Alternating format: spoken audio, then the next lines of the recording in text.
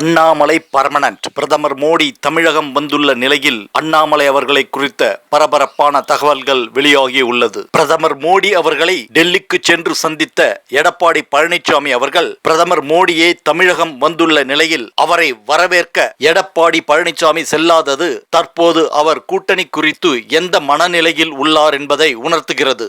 இந்த நிலையில் தமிழக பாஜக தலைவராக அண்ணாமலையே நீடிப்பார் என்பது தெரிய வந்துள்ளது. இதை பற்றி தற்போது நமது காணொலியில் காண்பதற்கு முன் நண்பர்களே, நீங்கள் நமது சேனலை சப்ஸ்கிரைப் செய்து கொள்ளுமாறு அன்புடன் கேட்டுக்கொள்கிறோம். தமிழக பாஜக தலைவராக அண்ணாமலை நீடிக்க வைக்கவும் கூட்டணி பேச்சு நடத்த தேசிய ஜனநாயக கூட்டணிக்கு தமிழக ஒருங்கிணைப்பாளராக நயனார் நாகேந்திரனை நியமிப்பது குறித்தும் டெல்லி பாஜக மேலிடம் ஆலோசித்துள்ள தகவல் வெளியாகியுள்ளது. பாஜக தேசிய செயற்குழு கூட்டம் வரும் 18ஆம் தேதி முதல் 20ஆம் தேதி வரை பெங்களூருவில் நடக்க உள்ளது. அதில் பாஜக தேசிய தலைவர் தேர்வும் நடக்க உள்ளது. புதிய தலைவராக முன்னாள் மத்திய அமைச்சரும் MT ராமாராவ் மகளுமான புரந்தேஸ்வரியும், மத்திய அமைச்சர்கள் தர்மேந்திர பிரதான், பிரகலாத் ஜோஷி, மனோகர் லால், பூபேந்தர் யாதவ், கிஷன் ரெட்டி போன்றவர்களின் பெயர் பரிசீலனையில் உள்ளது. தேசிய தலைவர் தேர்ந்தெடுக்கப்பட்ட பின் மத்திய அமைச்சர்களில் சிலர் கட்சி பணிகளுக்கும் கட்சி பணிகளில் இருப்பவர்கள் சிலர் மத்திய அமைச்சர் பதவிக்கும் மாற்றம் செய்யப்பட உள்ளனர்.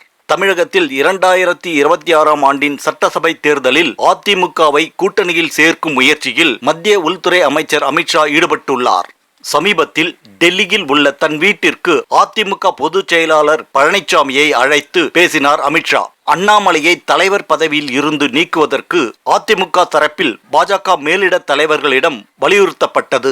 இதையடுத்து தலைவர் பதவியில் இருந்து அண்ணாமலை விலக இருப்பதாக தகவல் வெளியானது. இப்படி தகவல் வெளியானதை ஏற்காத பாஜக தொண்டர்கள் எதிர்ப்பு தெரிவித்தனர். அண்ணாமலையே தலைவராக தொடர்ந்தால்தான் தமிழகத்தில் பாஜகவுக்கு எதிர்காலம், அதனால் அவரை மாற்றக்கூடாது என பாஜகவினர் இமெயில் வாயிலாக உள்துறை அமைச்சர் அமித்ஷாவிடம் வலியுறுத்தி வருகின்றனர். தொண்டர்களின் கருத்துக்கு மதிப்பு அளிக்கும் வகையில் அண்ணாமலை தலைவராக தொடருவார், அவரால் கூட்டணிக்கு பாதிப்பு இருக்காது, உங்கள் கட்சி சார்பில் ஒருவரை மத்திய அமைச்சராக்குகிறோம், அந்த MP சார்ந்திருக்கும் இனத்தின் ஓட்டுக்கள் சேலத்தில் உங்களின் வெற்றிக்கு உதவும் என பாஜக மேலிடம் பழனிசாமி தரப்பிடம் பேசியுள்ளது. ஆனால் அதற்கு எந்தவித பதிலும் சொல்லாமல் பழனிசாமி தமிழகம் திரும்பிவிட்ட நிலையில் எப்படியும் கூட்டணிக்கு அதிமுக சம்மதிக்கும் என அமித்ஷா காத்திருக்கிறார். ஒருவேளை அதற்கு சம்மதிக்காமல் முரண்டு பிடித்து வேறு பக்கம் அதிமுகவை பழனிசாமி செலுத்தும் பட்சத்தில் பழனிசாமிக்கு பதிலாக செங்கோட்டையனை கொண்டு அதிமுகவை வழிநடத்த வைக்கும் யோசனைக்கு பாஜக தரப்பு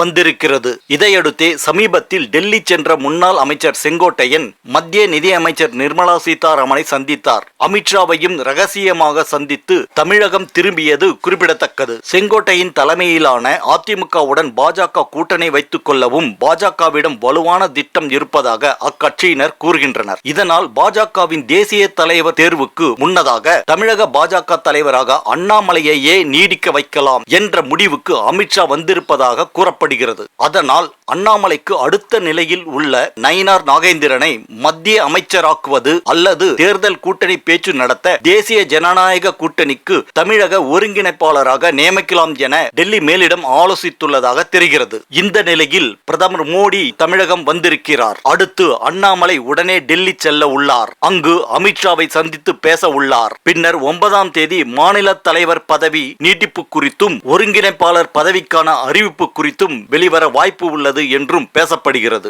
தமிழகம் வந்துள்ள பிரதமர் மோடியை வரவேற்காத எடப்பாடி பழனிசாமி கூட்டணி குறித்து எந்த நிலையில் உள்ளார் என்பது யோசிக்க வைத்துள்ளது. இவை அனைத்தும் வைத்து பார்த்தால் மீண்டும் தமிழக பாஜக தலைவராக அண்ணாமலையை நீட்டிப்பார் என்பது உறுதியாகியுள்ளது. இந்த நிலையில் நீங்கள் நமது சேனலை சப்ஸ்கிரைப் செய்து கொள்ளுமாறு அன்புடன் கேட்டுக்கொள்கிறோம். இந்த வீடியோவை உங்கள் நண்பர்களுக்கு பகிரவும், அப்படியே இந்த வீடியோவை ஒரு லைக் செய்யவும். மேலும் இந்த காணொளியை குறித்து உங்களுடைய கருத்துக்களை கமெண்ட் பாக்ஸில் தெரிவிக்கவும்.